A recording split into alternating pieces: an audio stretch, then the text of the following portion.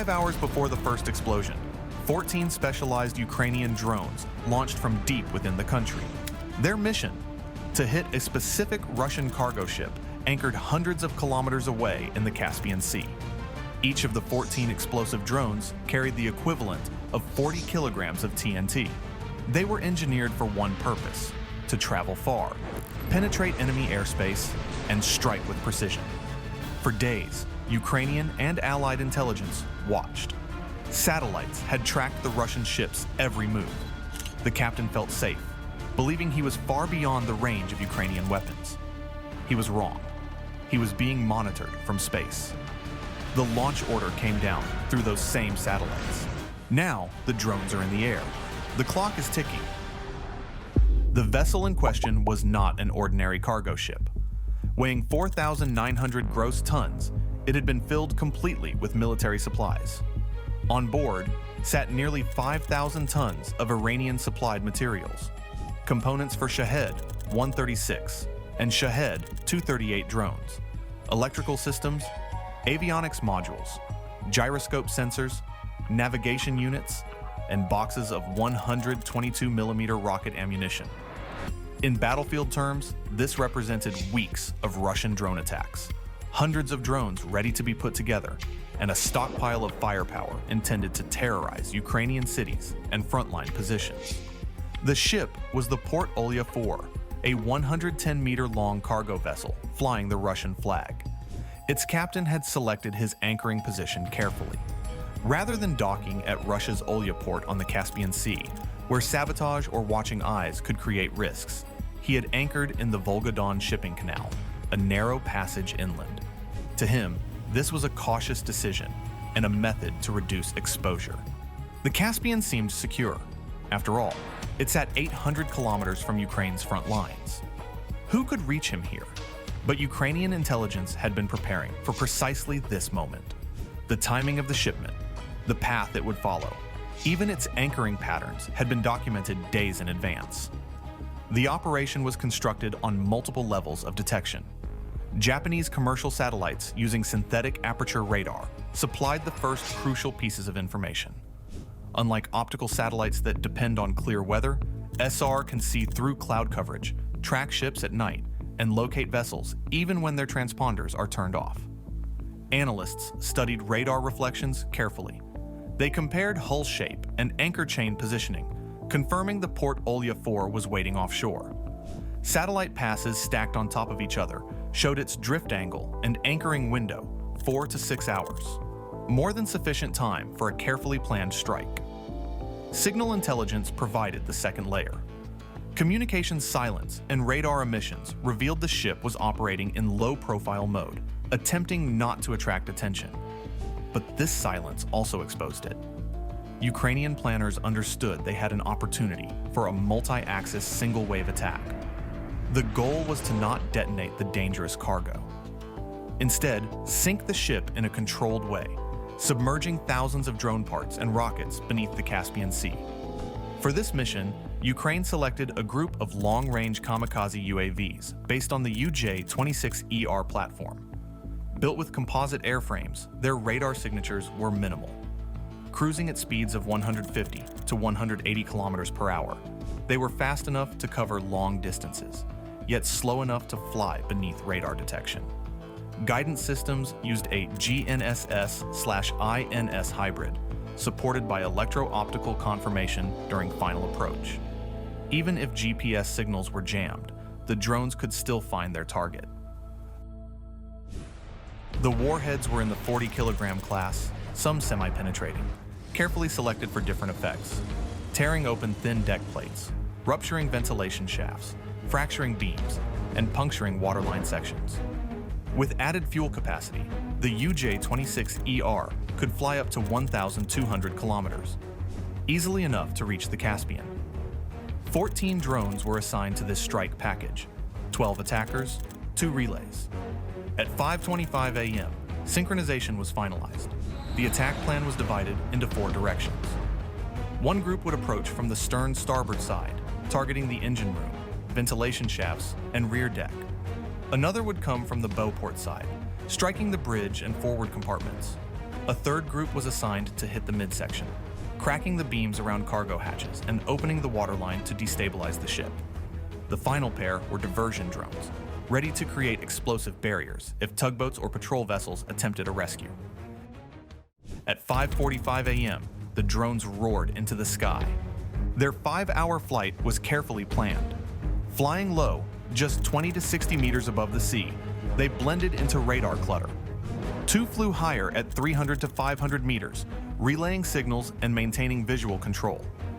To port security radars, their small composite bodies and slow speeds appeared like harmless echoes, logged as low priority. During the flight, the drones maintained strict formation discipline. Each followed pre-programmed waypoints designed to avoid known radar installations and air defense zones. The route took them across vast stretches of territory, over land and water, through changing weather conditions. The operators monitoring from Ukraine received periodic telemetry bursts, confirming the drones remained on course. Navigation adjustments were minimal, and the mission planning had been thorough. As they approached their target area, the drones descended even lower, using the curvature of the Earth and the clutter of the water surface to mask their approach. At 10:28 a.m., the first drone struck. Its warhead exploded against the rear upper deck, blowing open thin plates around the engine ventilation shaft. Fire tore through cable trays, shorting damage control circuits. Fuel pumps and generators faltered. Firefighting systems weakened. Within seconds, the second drone crashed into the starboard waterline, partially penetrating the hull and unleashing flooding into lower compartments. The third and fourth drones followed immediately. They slammed into the midsection. One into a hatch cover, another into the port waterline section. The impacts fractured connections, sending heavy smoke and burning debris across the deck. The ship tilted to starboard. On the bridge, alarms blared and the captain declared an emergency. Port security scrambled 2 tugboats and a patrol craft to intervene. But before they could arrive, the 5th drone hit. At 10:31, it slammed into the bow near the control room.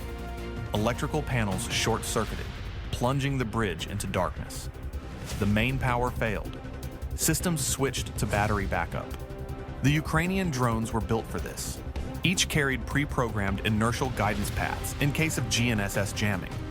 Warhead effects were varied deliberately, some detonating with fragmentation, others with delayed fuses to punch cavities through the hull and fracture internal beams. Between 10:33 and 10:36, the 6th and 7th drones struck. They ripped a massive tear into the starboard hull, speeding up water intake. At 10:38, with fires spreading and compartments flooding, the crew abandoned ship. Lifeboats splashed into the water as smoke poured from the rear.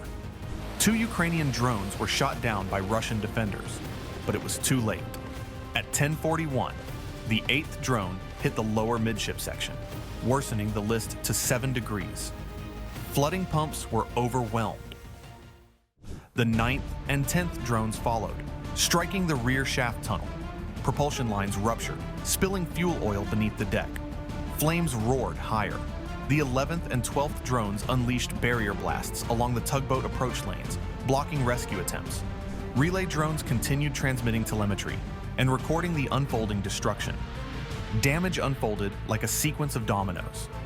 First came the power loss, then pump system failure, followed by uncontrolled flooding. Structural fatigue spread. By 10:50, the ship was severely damaged. Within hours, it capsized. By 14:32, satellite images showed the Port Olya 4 submerged beneath the Caspian, smoke still curling into the air.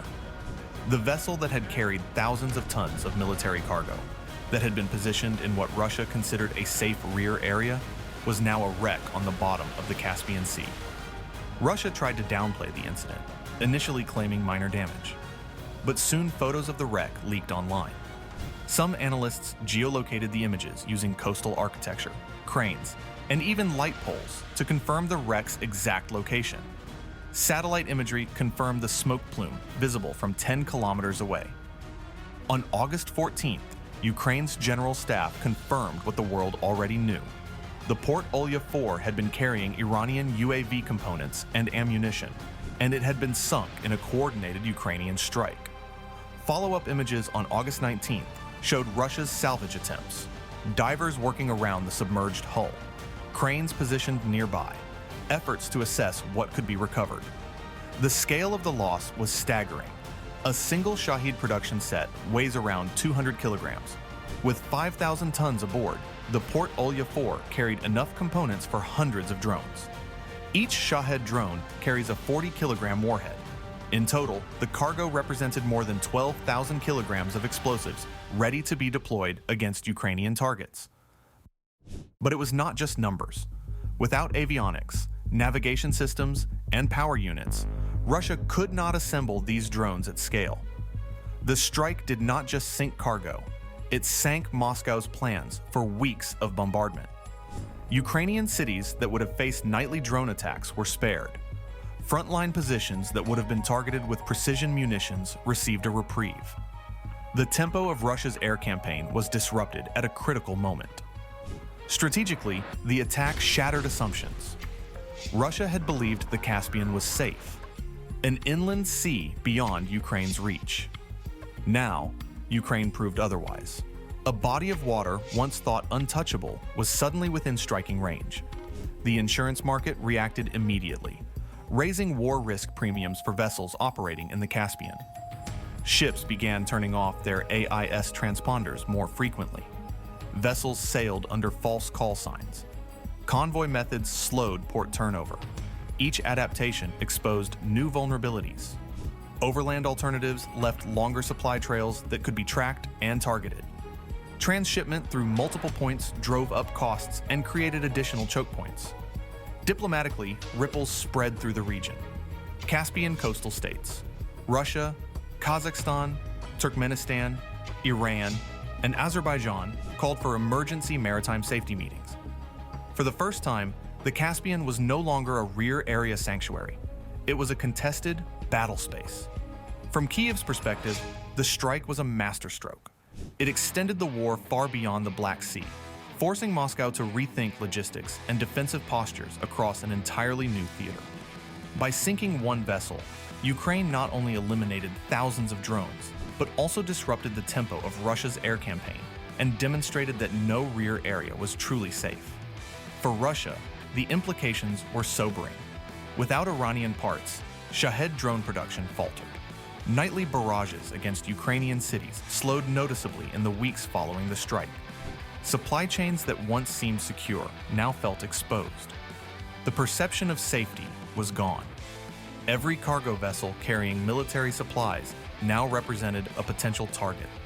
Russian military logistics planners faced difficult choices: continue using maritime routes and accept the risk, or shift to slower, more expensive overland transportation that created different vulnerabilities. The psychological impact was significant. Russian crews on cargo vessels in the Caspian and beyond became acutely aware that they could be targeted at any time. The confidence that had come from operating in what was considered secure rear areas evaporated.